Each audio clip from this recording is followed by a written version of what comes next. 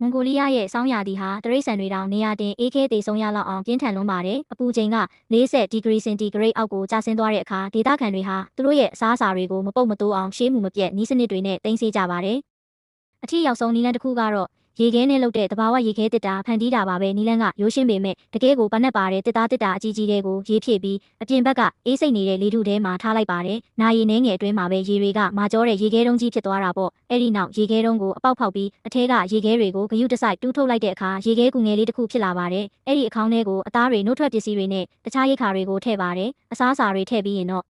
အပေါက်ကိုရေပြန်လောင်းလိုက်ပါတယ်ရေကချက်ချင်းခဲသွားပြီးလေလုံနဲ့အခန်းလေးတစ်ခုဖြစ်သွားတာပေါ့ဒီရေခဲတူလောင်ယုံဟာအစားအစာတွေကိုမြေခွေးဝင်ပလွေနဲ့ဝက်ဝင်တွေရန်ကနေအပြည့်အဝကာကွယ်ပေးပါတယ်ຫນွေဦးနေအောင်ကြောင့်ရေခဲတွေစတင်အရေးမပြောခင်အထိအစားအစာတွေကိုရက်သက်တစ်ပတ်ပေါင်းများစွာလက်လက်ဆက်ဆက်ထိမ့်သိမ်းထားနိုင်တာပါ